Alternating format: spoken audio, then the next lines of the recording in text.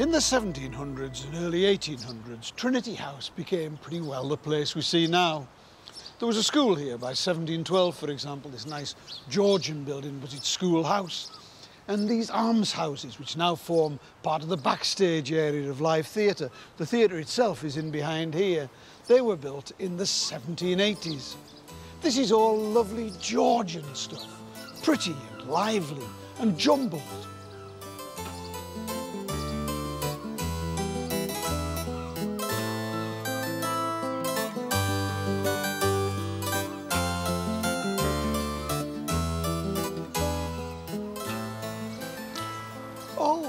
Hello, what are you doing here?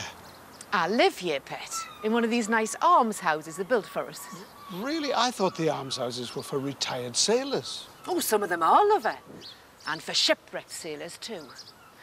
But the masters here are canny lads, and they don't forget about us. Poor sailors' widows like myself. There are 12 of us who live here, too. Well, I never saw.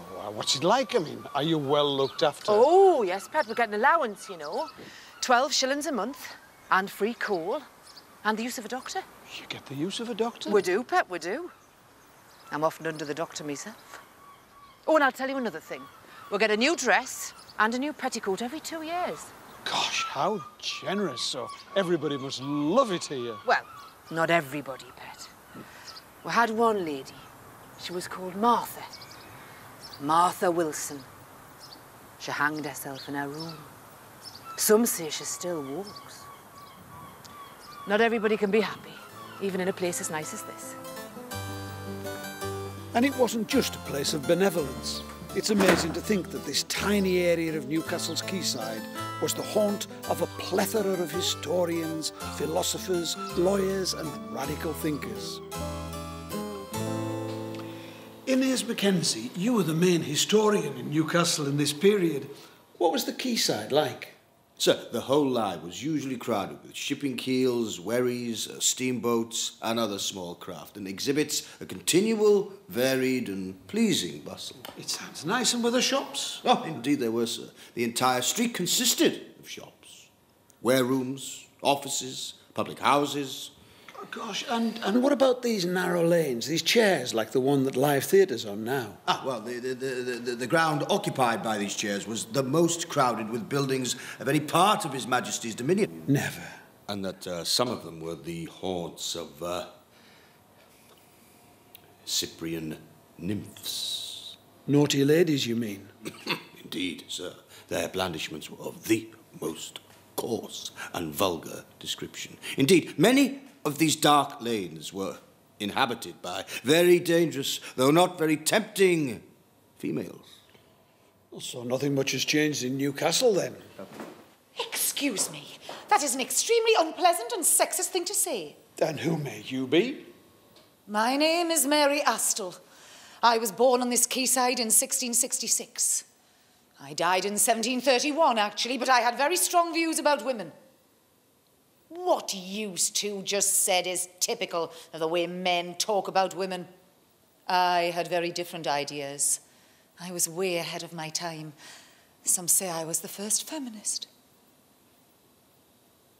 One of my books suggested there should be a women's university, a place where women could escape nasty marriages, a place where women could be educated.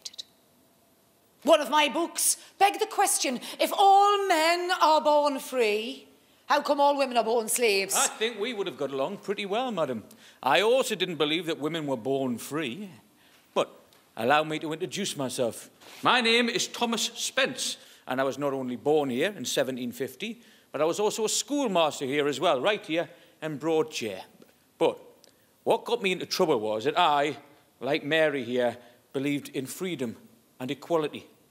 You know, I was thrown out of the Newcastle Philosophical Society for arguing that no one should have the right to own property. How's that for being ahead of me time, eh?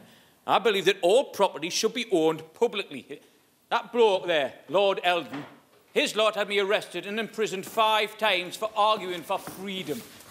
Don't you talk to my husband like that, you nasty little man.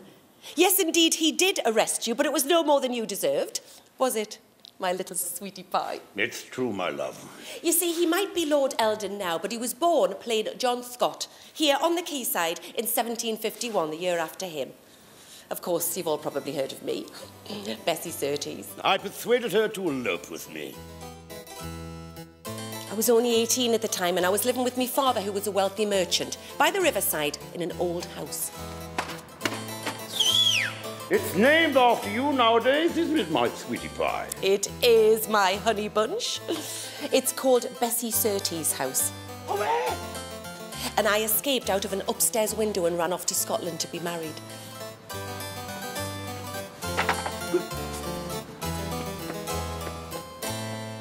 We've been married ever since, and very happy we've been, haven't we, my little lambsy?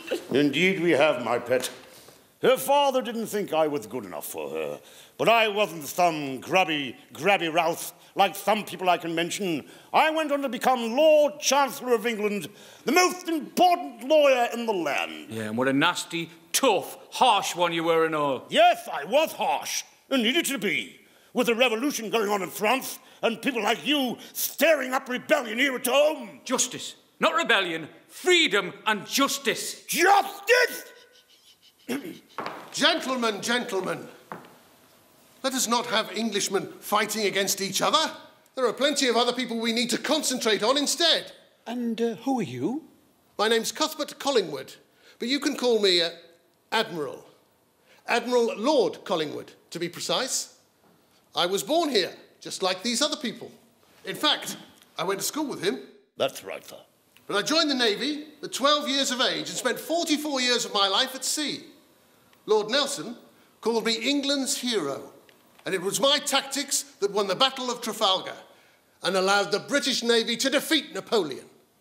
You see, Newcastle in those days was a remarkable place.